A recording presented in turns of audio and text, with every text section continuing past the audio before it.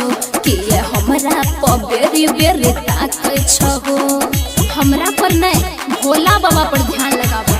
नहीं ताकै छहो तू खाली हाँकै छहो कि हमरा तू बेरी बेरी ताकै छहो। भांग पी के तू देबरू बौरह लागै छो। समझलो ने हे भौजी तोहर कांवर कमाल लागे छा।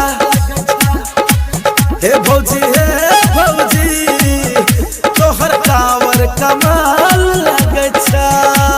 तोहर भैया बड़ा जतन से बोले कौन है? मिक्सवा अभिषेक अनुराग तोहर कांवर कमाल लागे छा।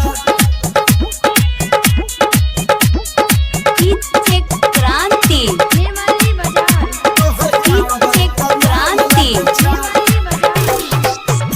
अभी दूर छे बहुते हुसैया पहाड़ रसिपिया ने गांजा लग जैतो बुखार। अरे तनी धीरे। भांग गाजा में पावर भरपूर होय छे। बाबा के भक्त पर कृपा जरूर होय छे। तो सावन में जब घर हर साल आबै छो। बुझलो ने हे भौजी तोहर कांवर कमाल लागे छा। हे भौजी तोहर कांवर कमाल लागे छा। तोहर कांवर कमाल लागे छा।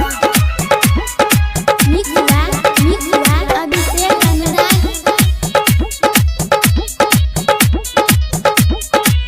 हे भौजी